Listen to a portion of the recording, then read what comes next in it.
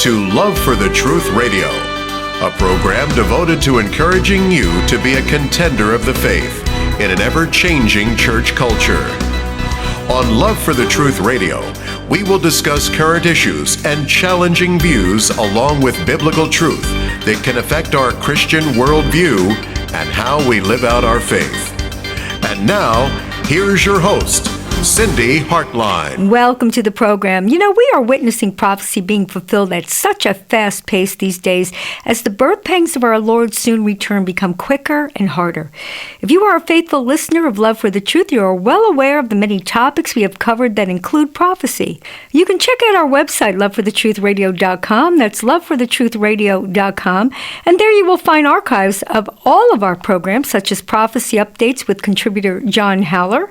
Carl Tykrip keeps us on the cutting edge of how occultism is creeping into our culture. Pastor Chris Quintana keeps us biblically in tune as to how to discern what's going on in our churches, along with many other veterans of the faith who offer their biblical knowledge and lifelong experiences, including Johanna Michelson, Dr. David Reagan, Jan Markell, Ray Youngin, Eric Barger, Gary Kah, Ray Gano, Mark Hitchcock, and many others.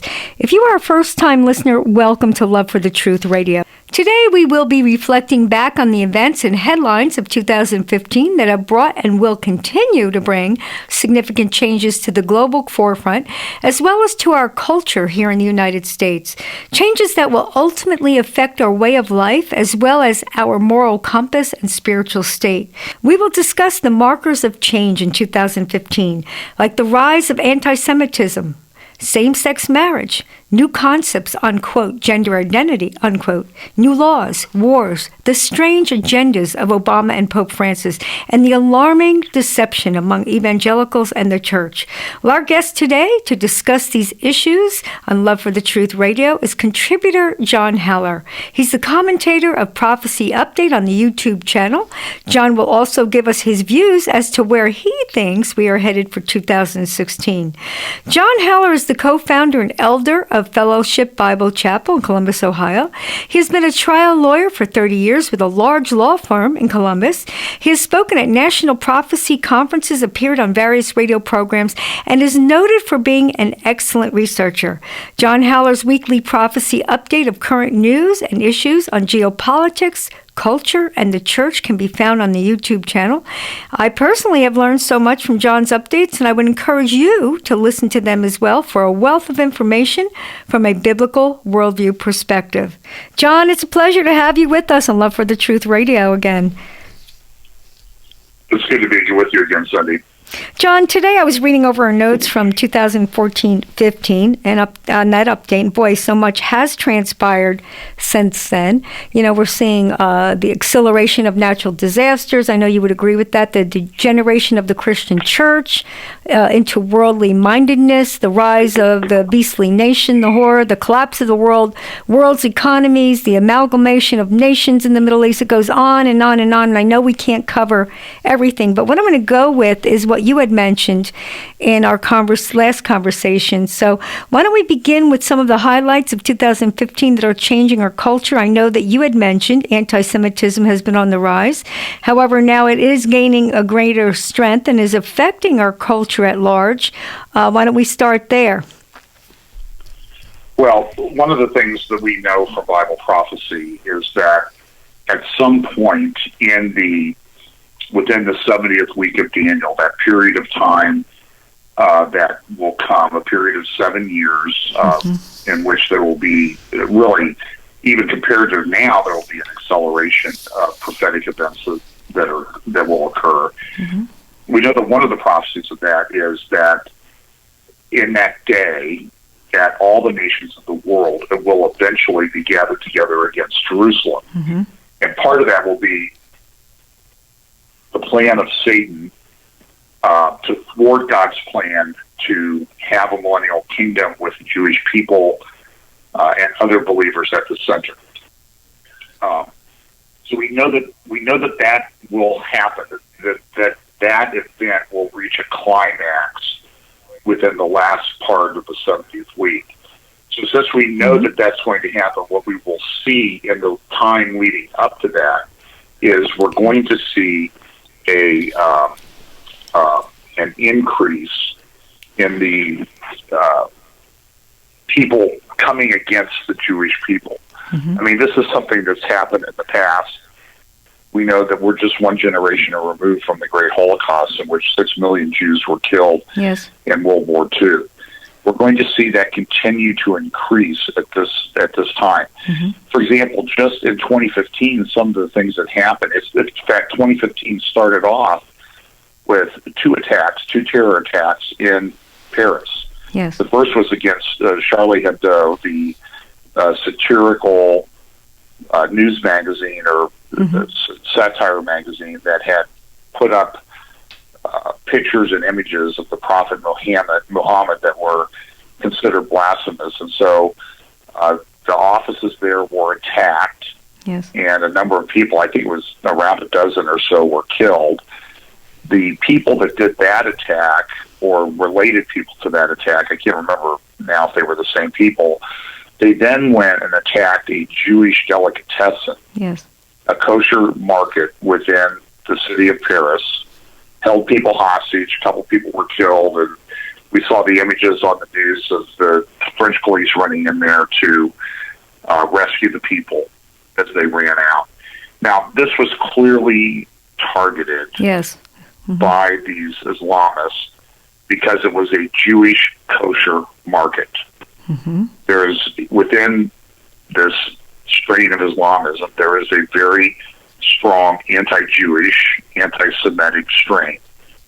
And we see this manifest itself in other ways. In fact, even in our own government, when the president talked about that particular event, he refused to name it for what it was. He acted like, well, this was just a criminal act that occurred at a supermarket in Paris. That's right. When the spokesperson for the State Department was questioned, she was asked very direct questions by one of the reporters. Well, this was a Jewish market. Well, we don't really want to say, we can't say it was Jew. There were other people other than Jews there, but the guy kept saying, well, but who would you expect to find in a kosher market? That's right. And she refused to answer the question. And so we see these people there.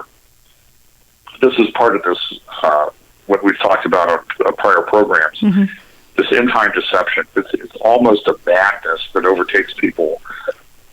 And whether they're doing it intentionally or not, they appear to lose the ability to reason. That's right. Yeah. And we're seeing it. It goes on college campuses. For example, within the college campuses, there are what we would call the BDS movement, boycott, divest, and sanction movement, that has targeted Israeli companies. I think one of the companies that was targeted in 2015 is a company called SodaStream.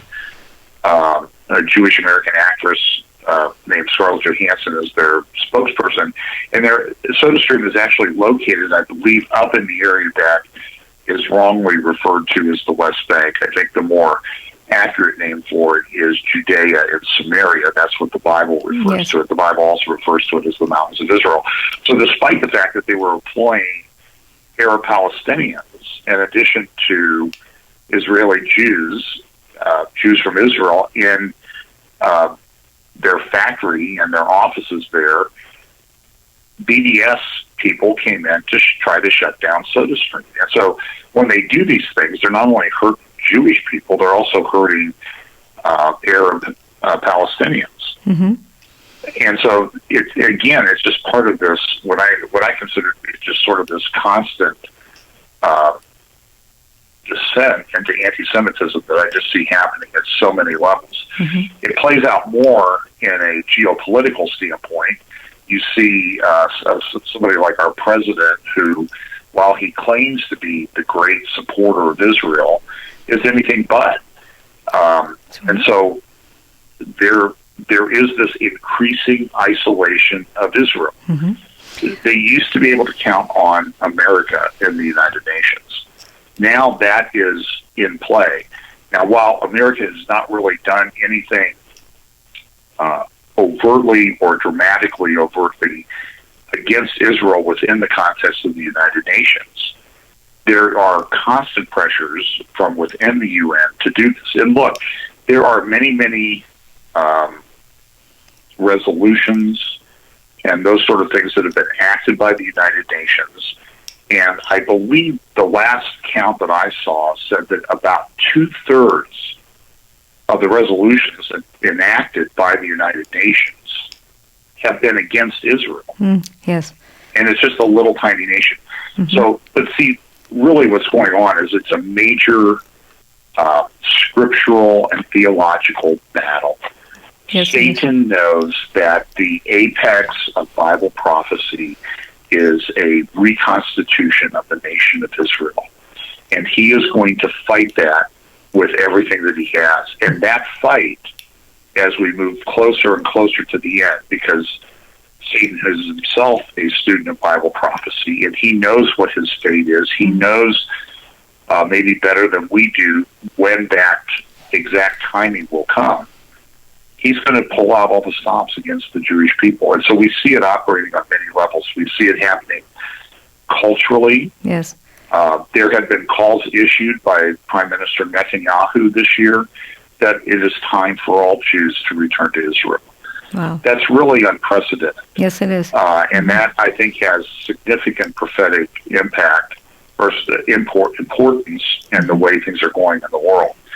It's a stunning thing to watch, and it is coming together really almost precisely as you would expect if you read the prophetic scriptures. Yes. That anti-Semitism is going to increase. It's going to be done on a cultural level. It's going to be done on a geopolitical level, and we see each and every one of those in operation today. Yeah, we have talked about that in 2015 about the college campuses. You know, that the kids it's definitely on the rise, anti-Semitism. So these kids are going to get out of school with a mindset against Israel. So the isolation of Israel and is the fulfillment of prophecy. You know, John, it was just a thought. I know we didn't talk about this, but is Israel being isolated a shadow or a type of those who truly belong to the Lord will be ostracized from society in many ways? And I see that even with Christianity or people that are Christians. It seems like we're in the same boat. We're right behind them. Yeah. Dennis Prager, who is a conservative Jewish radio talk show guy from the Salem Radio Network, I do listen to him. He's one of the secular people that I do listen to on a regular basis. And he says, and I think it's accurate, that the Jews are the canary in the coal mine. Yes. That they will give a picture, That's a signal of what's going to happen to people, the faithful remnant of the church. Right. So to the extent that they're persecuted, I think that persecution will eventually move towards Christians. Yes. Just as you suggested. I mean, I think that's exactly what's going to happen. And it is a shadow of what I think we can expect. And listen, it is coming. It is coming for many, many reasons. But people need to be prepared spiritually, mentally, and even physically for that, what I consider at this point to be an inevitable outcome. Yeah, and that canary in the coal mine is a perfect picture of what's coming. And, you know, we've been saying today how many radio hosts are being banned, you know, from YouTube or from Facebook, and many of us have experienced this. So we're seeing this coming, you know. So don't be surprised, folks. You know, if you're standing up for Christ, you might be ostracized from families, from the church, in many aspects. Well, and I encourage, if I could just say, I encourage people that if you have a favorite Bible teacher or church, go figure out how to download their stuff. Get a hard drive, fill it up with their teachings, just in case those things are removed from YouTube or the internet. We're going on a break. We'll be back with John Haller and the events that occurred in 2015 that brought a significant change, so please stay tuned.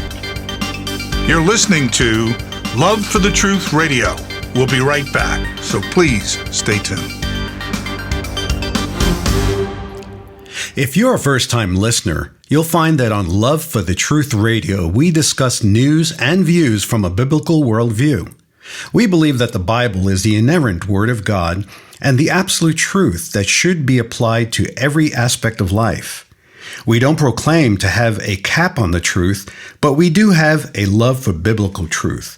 So please, take everything you hear on this radio program to study and prayer, and thank you for listening to Love for the Truth Radio.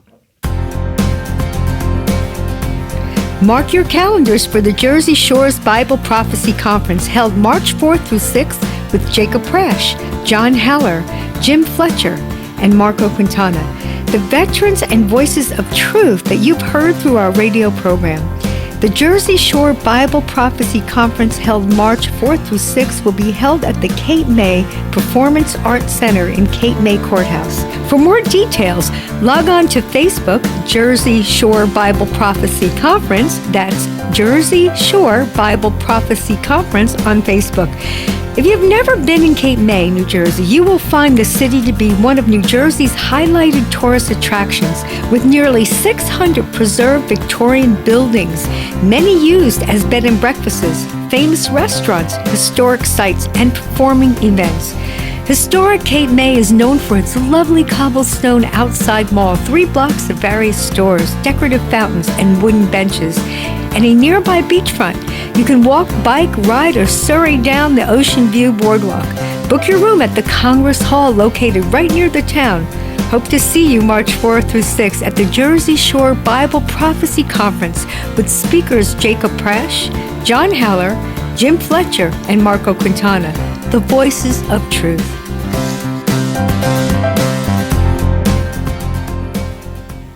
If you just tuned in this segment, we will continue to discuss the events that have occurred in 2015 that have and will continue to bring significant change to our culture.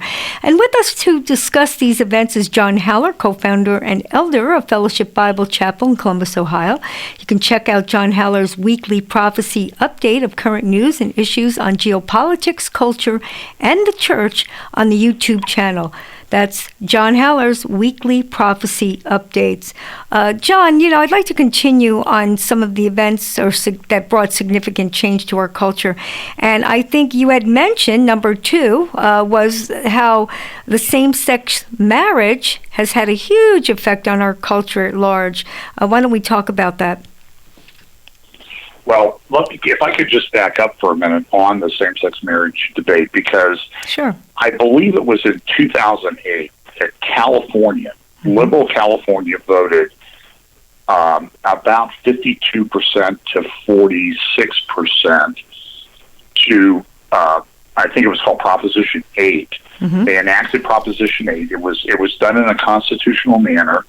It was they had the petitions, they put it on the ballot, and people voted. The majority of people in California voted that marriage should be between a man and a woman. And I remember very distinctly because my good friend Jack Hibbs was one of the pastors in California that actually took to his pulpit. He took to the streets. He was very active in enacting that, helping get that amendment enacted. And having talked to him, I don't think he would mind my sharing that there were a number of times where he reached out to local pastors or pastors all across the state of California, and he got just a pittance of a response of people that would help out in that fight. When that then led to a trial in San Francisco between a man who had been appointed to the bench by Ronald Reagan. He was himself a homosexual, and he was then confirmed after George Bush 41, took office. He held a trial, and I read the transcript of the trial, and what was said at that trial about Christians being bigoted. They only voted this way because they were bigoted. They were prejudiced against gay people. There was no rational basis. The foundation of Western society has been marriage between one man and one woman for life. Yes. Now, it's not done perfectly. We all know that. Plenty of people get divorced and marriages break up, but the ideal that we've been striving for is one man, one woman for life, because that provides children and families with the stability that's needed. Jack and I, when I was going to be out in California in 2010, decided to meet and have breakfast. The afternoon before we had breakfast, the judge in San Francisco issued this decision striking down Proposition 8. Wow. A number of other cases wound their way through the courts. One of them was the Windsor case from Ohio, and then another case from Ohio called Obergefell.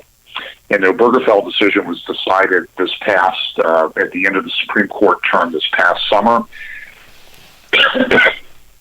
And with the result that the Supreme Court said that marriage in the United States had to be between just two people. It didn't matter what sex or anything like that.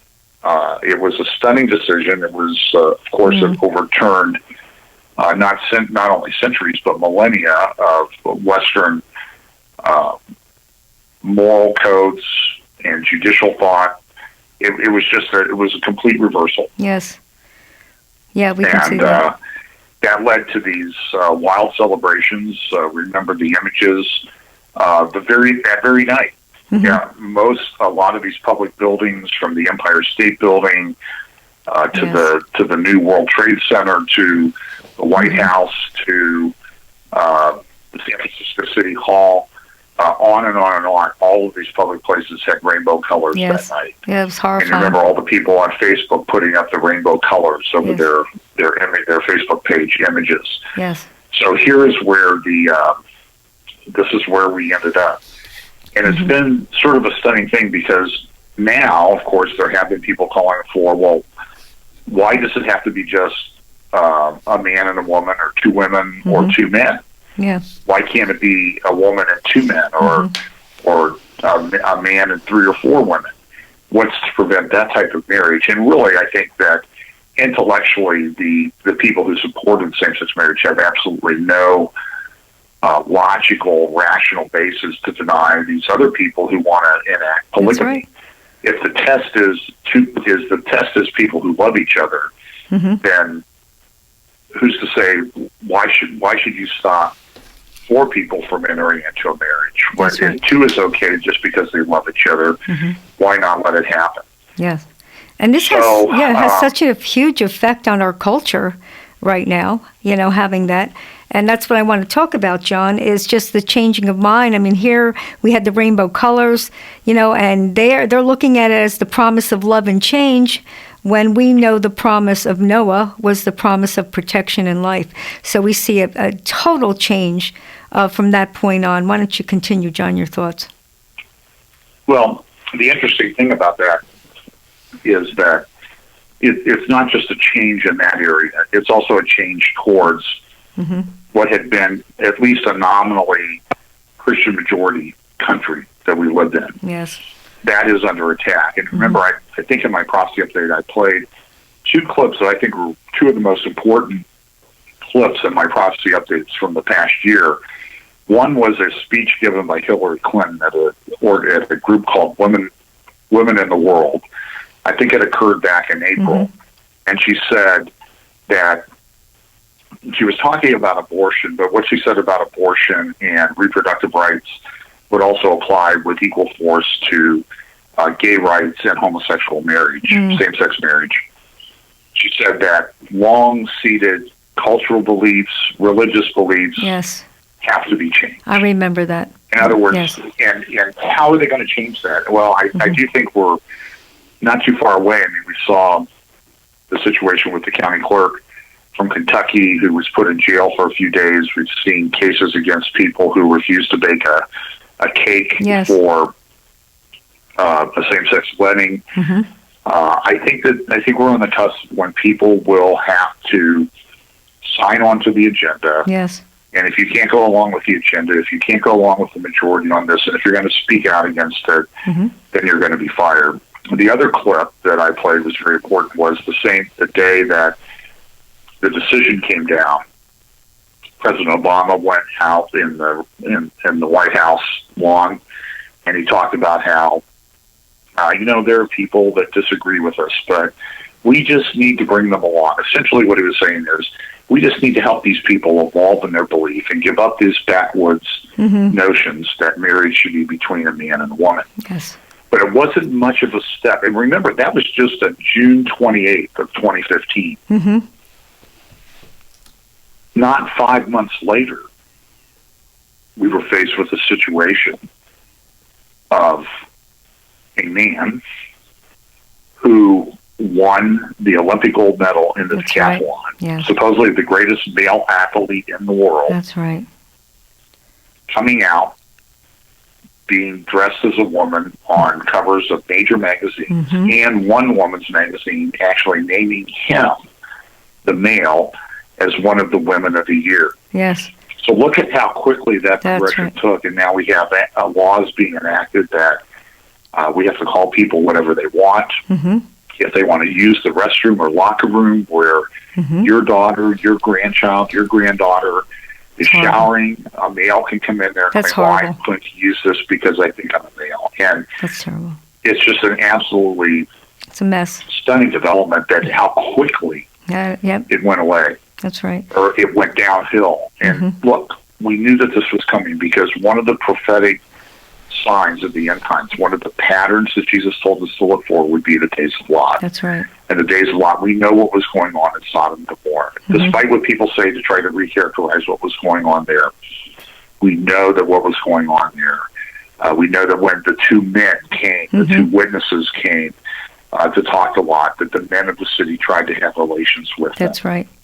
And God came in later and destroyed that. But we also know that the pattern is set forth that this will be the way things are. It will be as it was in the days of Lot. That's right. And Lot, when we read 2 Peter chapter 2, we know that Lot was a righteous man, wasn't perfect, he was righteous, but he was oppressed by the licentious, immoral behavior around him. Yes. And so Christians need to get used to that feeling, I think, because I really think at this point, I think we've gone past a tipping point. And absent, it's always theoretically possible that there could be a great revival, that there could be a great change. But I think we've gone past the tipping point where I don't think that this is going to change until the Lord returns. Yeah, and you know what, John, looking back at 2015, I think the thing was with Christians was like, oh my gosh, can you believe what's happening? What's going on? People can't reason. There's so much confusion. There's so much deception. I think we were in the wow stage constantly. What is going on? Wow, our heads were spinning. But I think, like you said, going into 2016, not that we have to be compromised or lukewarm, but we've got to get used to the fact that this is happening. You know, our educational system is teaching our kids what to think, not how to think, and they're teaching them on the many so-called genders that are happening now. The last time that I looked, there were like 17 or 16 different genders that people can call themselves. Well, I just look at the confusion there. You know, they might want to go in the men's room one day and the ladies' room in the next. And my goodness, you know, we'll be losing our identity. We'll have identity issues. And I believe that these identity issues will be affecting our identity in Christ. We are certainly living in the days of Lot. Do you have anything else, John, to add to that? Well, I think that in this regard, I think it would be very helpful for people to go and read, particularly the dissenting opinions of the justices in the Obergefell decision issued on June 28th, 2015, because they really, I think, are somewhat prophetic in the way they're describing what's going to happen if this is allowed to stand. Yes. And frankly, I don't see the political will, the political capital. You know, it's what we see is this attitude towards same-sex marriage is changing greatly even within the church. Most major denominations have had stunning increases in the number of people who approve of this. And so I think that we still need to stand for truth and righteousness, but we need to understand that we're going to be doing it in a world that does not agree with us. That's right. So how do we become salt and light? That's a big question. You know, and I think that's something we're going to learn how to deal with. You know, not everybody's going to think like us and be on our side, but we still have to be a light. We still have to be salt. We have to confront truth right on. Yeah, we are the light. And light, you know, you turn your headlights on a sunny day, and that doesn't really make that much difference. But you turn your headlights on a dark evening, and it really has an impact. So that's how the church needs to be in a dark time. Morally, religiously, we need to be the light. We need to be the light.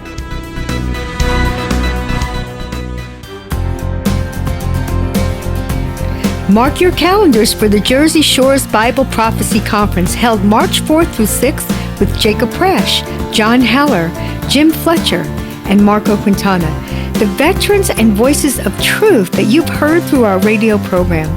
The Jersey Shore Bible Prophecy Conference, held March 4th through 6th, will be held at the Cape May Performance Arts Center in Cape May Courthouse. For more details, log on to Facebook, Jersey Shore Bible Prophecy Conference. That's Jersey Shore Bible Prophecy Conference on Facebook. If you've never been in Cape May, New Jersey, you will find the city to be one of New Jersey's highlighted tourist attractions, with nearly 600 preserved Victorian buildings, many used as bed and breakfasts, famous restaurants, historic sites, and performing events. Historic Cape May is known for its lovely cobblestone outside mall, 3 blocks of various stores, decorative fountains, and wooden benches, and a nearby beachfront. You can walk, bike, ride, or surrey down the Ocean View Boardwalk. Book your room at the Congress Hall, located right near the town. Hope to see you March 4th through 6th at the Jersey Shore Bible Prophecy Conference with speakers Jacob Prash, John Haller, Jim Fletcher, and Marco Quintana, the voices of truth.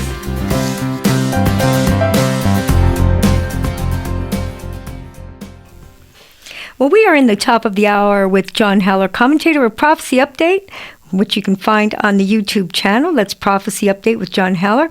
John offers a wealth of information weekly concerning current news, issues on geopolitics, markers of change in culture, as well as deception and apostasy in the church. John, we've been talking about how the events of 2015 have brought or will bring significant change to our culture, as well as to our moral compass and spiritual state. And we can see that it is definitely like the days of Lot, the confusion of the days of Lot, and even as the days of Noah. And that's what we'll be talking about. But what I want to talk about, John, is in this segment is evidently deception is on the rise.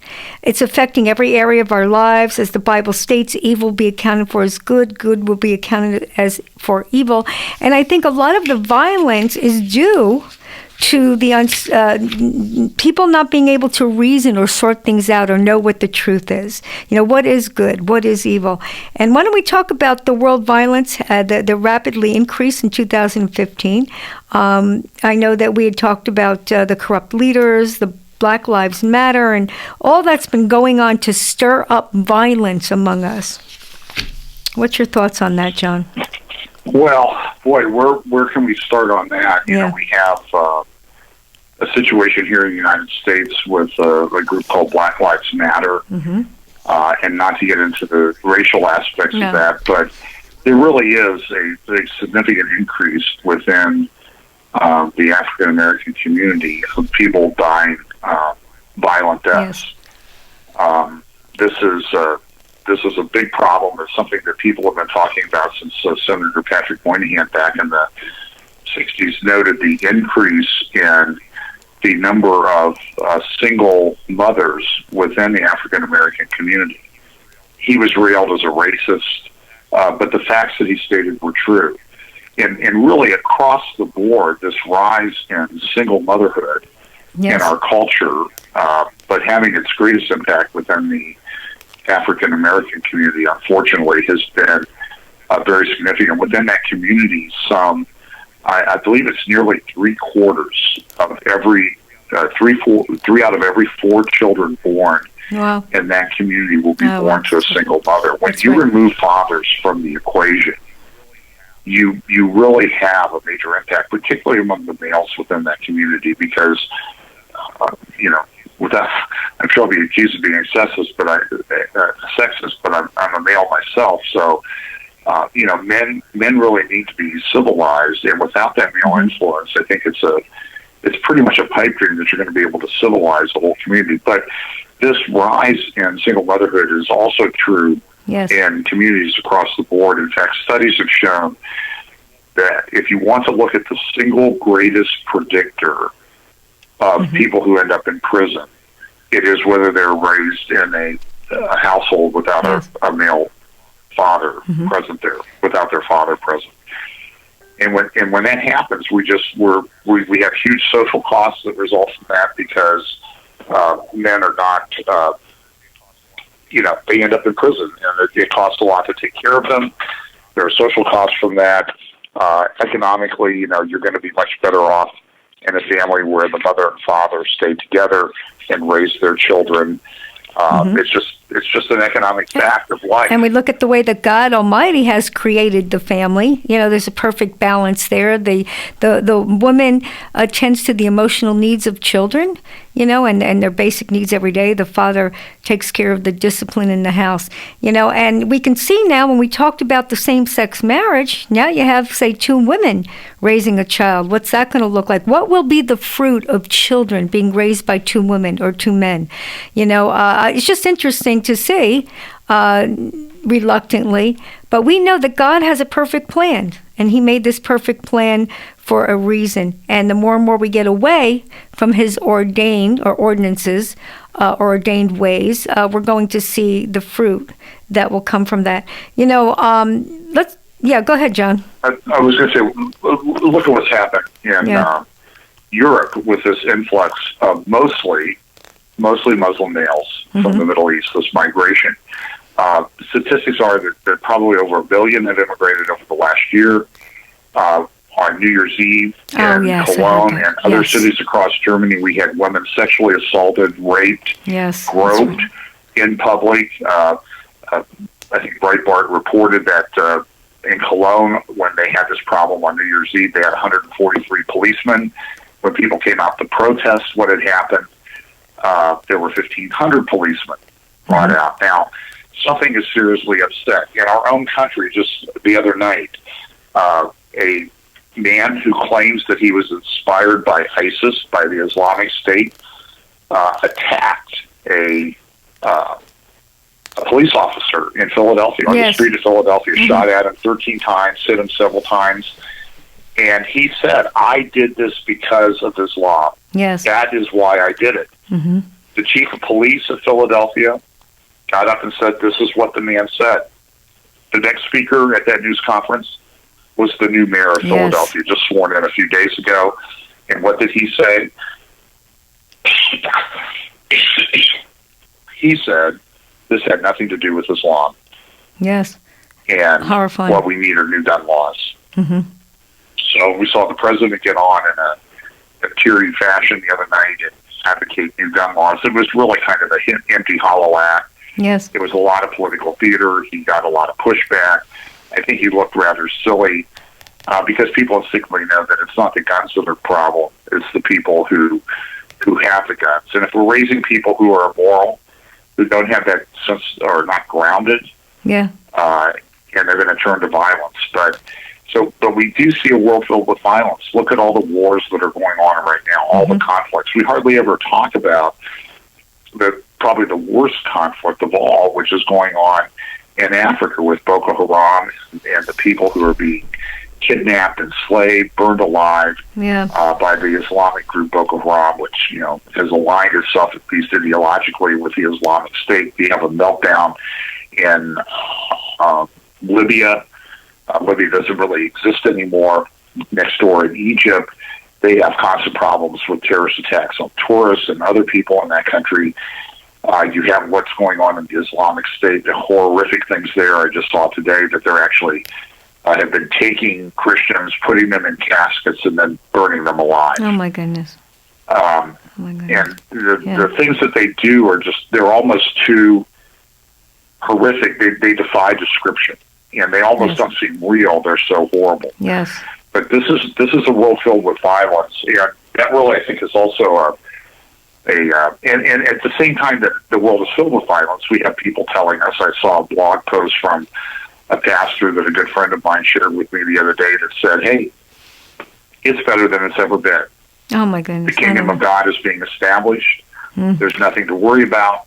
It's better than it's ever been. And so you see these dominionists, these really, I would call them deluded dominionists that aren't looking at exactly what's going on, that aren't understanding the times, and think that we're doing a good job. We're not doing a good job. We desperately need the Lord to return and clean this mess up. We need to occupy until he gets here. But one of the characteristics of that days of Noah that Jesus said would also be a pattern of the end times is the fact that the days of Noah was a world filled with violence. But it was also a world in which people were sort of going along living like nothing was wrong. That's right. They were eating, drinking, marrying, and giving in marriage. Right. So while the world was filled with violence, they were just acting like everything is normal.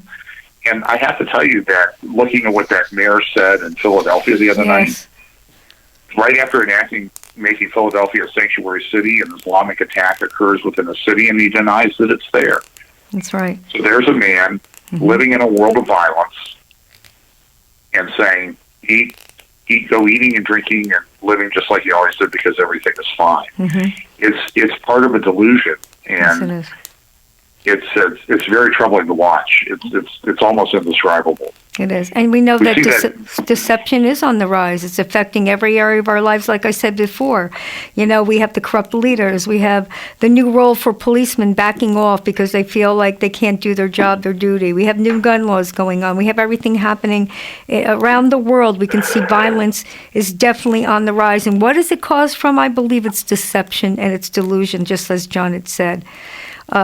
John, this delusion and this deception is entering our church culture rapidly.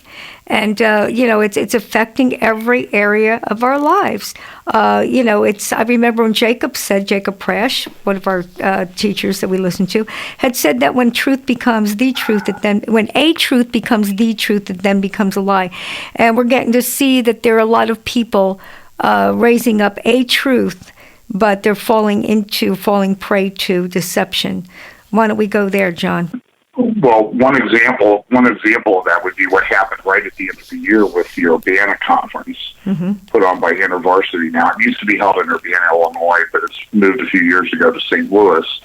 It's still called Urbana. And they had 16,000 people interested in world missions come to this conference. And one of the things they said was that everybody should get up and join the Black Lives Matter movement. Now, look, I don't mind people protesting. I certainly don't think that I don't like to see anybody die, but there are things that have happened. But in some respect, Black Lives Matter is based in part on a lie about certain police shootings of people they were trying to arrest, such as the one that happened in Ferguson, Missouri, and elsewhere. And so, when an organization is built on lies like that, you wonder why Christians are saying everybody should go out and support that. Right. Now, should we try to stop these murders that occur within inner city communities and that sort of thing? Well, absolutely. That's not what I'm saying. But what I'm saying is we need to attack the root of the problem. The root of the problem is really a culture that's really gotten away from God. And so if that changes, we're just going to be putting little Band-Aids on here and there. We could spend millions and even billions of dollars, but it's not going to happen. The church is no help. By and large, the church, we see the most popular preachers are people who preach a message that God wants you to have a better life. And if you just follow these principles, you'll have a better life. In fact, one well-known evangelical teacher this past year said, look, everybody wants a better life, and if you follow the principles of Jesus, you'll have a better life. And whether you believe that Jesus was the Son of God, whether you believe in the crucifixion and resurrection and all that, if you just follow the principles of Jesus, you'll have a better life. And who doesn't want to have a better life? Unbelievable. Well, I think as our friend Jacob Prash will be speaking with me at the Jersey Shore Prophecy Conference in March, the first weekend in March, we know that people are going to believe this stuff. They're going to continue to fall for this deception until the Lord returns. It's going to be a problem that's with us forever now.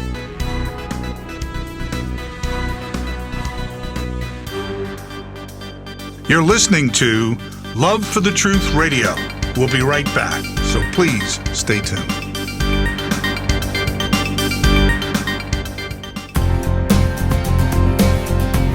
Mark your calendars for the Jersey Shore's Bible Prophecy Conference held March 4th through 6th with Jacob Prash, John Haller, Jim Fletcher, and Marco Quintana, the veterans and voices of truth that you've heard through our radio program.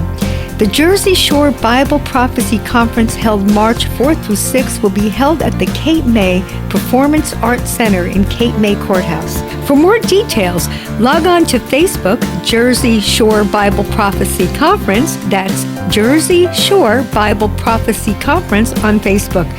If you've never been in Cape May, New Jersey, you will find the city to be one of New Jersey's highlighted tourist attractions, with nearly 600 preserved Victorian buildings, many used as bed and breakfasts, famous restaurants, historic sites, and performing events. Historic Cape May is known for its lovely cobblestone outside mall, 3 blocks of various stores, decorative fountains, and wooden benches, and a nearby beachfront. You can walk, bike, ride, or surrey down the Ocean View Boardwalk. Book your room at the Congress Hall, located right near the town. Hope to see you March 4th through 6th at the Jersey Shore Bible Prophecy Conference with speakers Jacob Prash, John Haller, Jim Fletcher, and Marco Quintana, the voices of truth.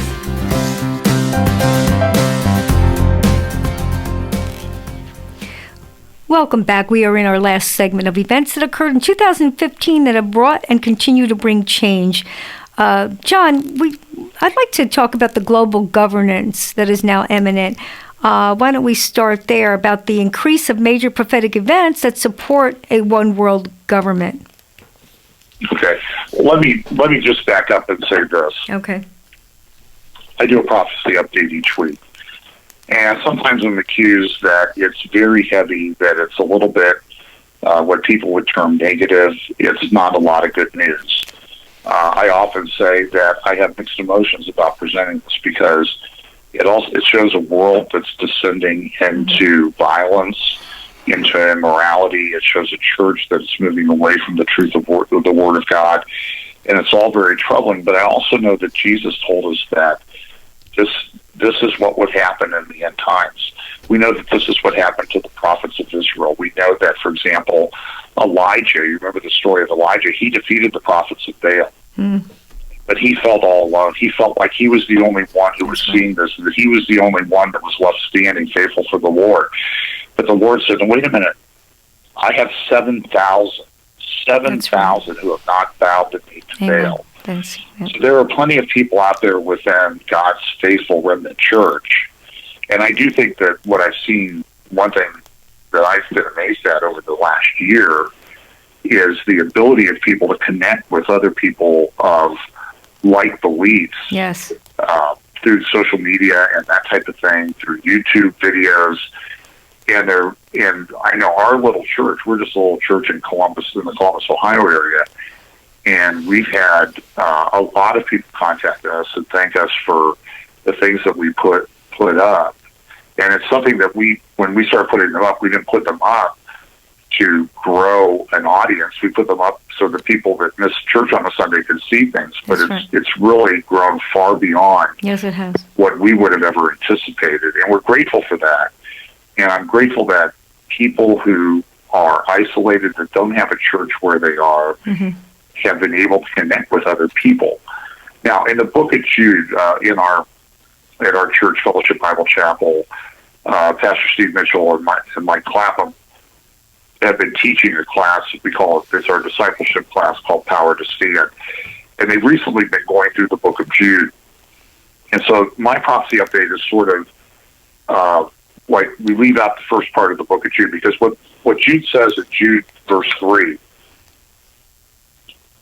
is he says this, Beloved, when I gave all diligence to write unto you of the common salvation, it was needful for me to write unto you. In other words, he's saying is, I wanted to talk to you about the great common salvation that we have in our Lord Jesus Christ. But he said, but it was needful, I had to write to you and exhort you that ye should earnestly contend for the faith which was one delivered unto the saints. And then he gives the reason why. For there are certain men crept in unawares, who were before of old ordained to this condemnation, ungodly men, turning the grace of our God into lasciviousness and denying the only Lord God and our Lord Jesus Christ. And so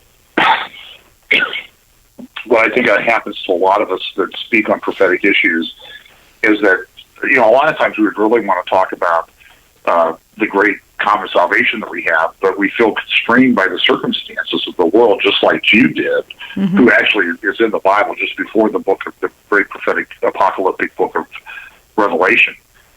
We have to talk about these things because they're dangerous. There are people being deceived. There are people who are on their way to an eternity lost without Jesus Christ. That's right. So this is one of the things that we're seeing. And there were a couple prophetic events along these lines that showed us that we're further down the timeline than any one of us, I think, wants to admit. One of those which occurred, well, it's been sort of a continual destruction of this Damascus. There's a video up on YouTube. I played in one of my prophecy updates. Mm-hmm. We know that there's a prophecy in Isaiah chapter 17 about the destruction of Damascus, and that it will cease from being a city. Well, Damascus is, by most estimates, the longest continuously occupied city on the planet. Yes. And if you look at this video, it was taken by the Russian Air Force, a drone of the Russian Air Force. You see a city that is virtually rubble. Yes. It's destroyed. I mean, even today, just today, this is January 11th when we're recording this, I saw story after story about a city of 42,000 people in the Damascus area where the people are starving. And I mean, they look like the worst famine victims that you've seen. I mean, the pictures are just absolutely horrific. And these people live oftentimes within a mile or two of a fully stocked grocery store. Mm. And this is what's happening in the world that we live in today, that these things are happening to people. There's unspeakable cruelty. And so we really are on the verge, as I've talked with some of my friends who teach Bible prophecy for a full-time living, they say that, this destruction of Damascus is coming. And I'm looking at the pictures and I'm saying, it's not going to take much to finish the job at this point. It's pretty much destroyed. I personally was in Israel 4 years ago, and one of the first mornings we were there, we woke up to news reports that 30 miles away from where we were sitting, eating breakfast in a wonderful, peaceful country on the shores of the Sea of Galilee. Wow. There were protests going on in Dara, and that was the beginning of the Syrian civil war. That was in March of 2011. And here we are almost 5 years later. Hundreds of thousands of people are dead. Millions and millions of people are displaced. Europe has had 1 million immigrants from the Middle East and Northern Africa, almost exclusively Muslim, about 80% male, 80% not from Syria. And I just read a report today. There are 10 times as many people have come that are getting ready to start on their way. Wow. This is an invasion. In the past, invading armies used to provide their own transportation. Now we transport them to the front lines, and I think this is going to change the face of Europe. But now let me get back to these two events, and then we can talk about 2016. Two events, one of which was the Pope coming to the United States, talking about setting up and continuing to talk about setting up a one-world religion. All religions of the world need to unite. This is an incredibly significant prophetic event that people should take great notice of. There is this push to a one-world religion. At the same time, there's also a push towards a one-world government. We see that happening through things at the United Nations. Our president goes there and declares that this is the way it needs to be. We have a constant push for the United Nations 2030 strategic initiative to create, to end poverty and do all these wonderful things by 2030. Their goal will be to get this stuff in place much, much more quickly. I think the push for this will accelerate. We have our own Attorney General going and supporting the Strong Cities Network. Wow. Also, the Department of Justice partnering with the Southern Poverty Law Center, which is one of the most bigoted organizations on the planet. And our Department of Justice is going to go to them to find out who the bigots, who the right-wing extremists are that need to be watched and prosecuted. We also have our Attorney General the day after the San Bernardino shootings going to the Muslim Advocates Group and saying that they want to impose, stop anti-Muslim and prosecute anti-Muslim rhetoric. So this is a push. This is the push of Sharia law that the Organization of Islamic Countries has been after for some time. Yes. And now we have people within our government who are pushing that agenda. So it's we also sit on the verge of what appears to be the collapse or major changes coming and structural problems and great economic disruption occurring within the global economy. So I guess the question is, where does this all go? Yeah.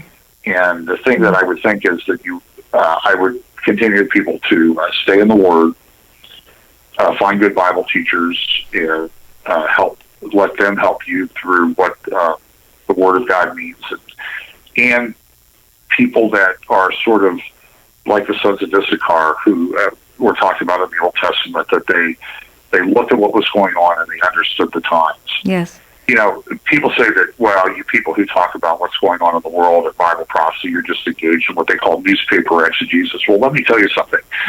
Back in the New Testament, Jesus used the current examples. Remember when the tower fell, people came, and Jesus used that as an opportunity to teach. That's right. When Herod was sleeping with his, I can't remember the exact relationship there, but he was engaged in great immoral conduct. And people came and asked him about that because that's what was in the news in Jerusalem. That's right. And so we need to be looking at these things and then taking Scripture and applying Scripture to our life and the world around it. So we have a very, I just think that this stuff is going to continue. Yes, it is. And I see an increasing push, for people that want a one world government. They're looking for a one world person to come in and take control and to set everything straight. And I want to just pull up something here. And what we're seeing, folks, is the Antichrist spirit on the rise. We've been talking about violence that is permeating our societies right now and communities. We're seeing a change in our moral compass, turning away from God's ordained laws and moving into the desires of the flesh. Well, we're a little tongue twisted here. One world government here. And I guess it's just overwhelming. We're seeing so much happening so fast, so quickly. We haven't been able to cover everything on this show, but you're getting the idea of where we stand. So when people are saying everything looks good, everything looks wonderful, we're going to have a revival. We might have some revivals in different small groups or whatever as the days get like the days of Lot and the days of Noah. We're going to have to find those that are of the same mind, of the same spirit, and fellowship with people like that. Just know that persecution is coming. The light of the church is going out. And I know we don't want to paint a grim picture here, but we have to get ready. And so, John, as you pull up the information that you're pulling up, I want to talk about that now. Yeah. Go ahead. Okay, well, let me just share this because this is interesting, and I always am fascinated when secular people swerve into Bible prophecy. And in the last issue of the year of Time magazine, it was titled The Year Ahead. And in there was an article under a thing called The View, and there were 4 horses of different colors.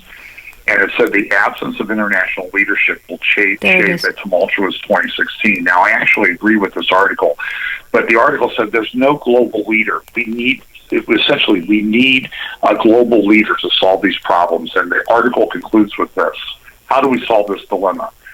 Only a global emergency on a scale greater than anything we've seen can accomplish that. This is from the Time article. The sort of crisis that forces a new level of global cooperation based on the world's true balance of power.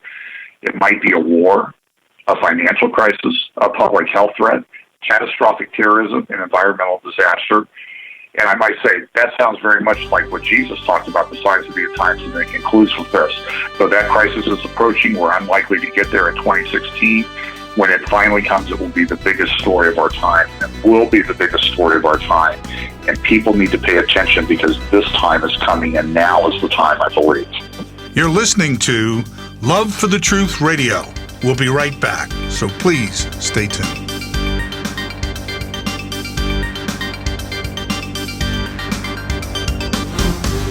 Welcome back. I'm Cindy Hartline, your host for Love for the Truth Radio Philadelphia.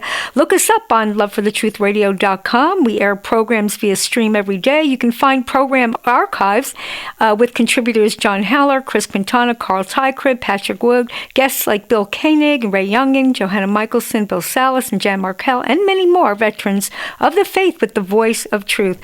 You can find us on Twitter, Facebook, YouTube, SoundCloud, and on Rapture Ready Radio on Monday evenings on Blog Talk Radio with Jackie Alnor, along with numerous web radio programs who air us on their stations worldwide. Well, we've had a wonderful conversation with John Haller about the end-time prophecies that are being fulfilled rapidly.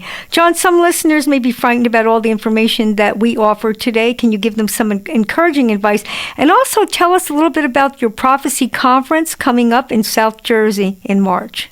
Well, the encouraging word I would give is that Jesus always said that when you see these things begin to happen, and I think we are seeing them begin to happen, is to look up because our redemption draws nigh. We know that we're living, as some people say, on borrowed time, and there's great hope in that.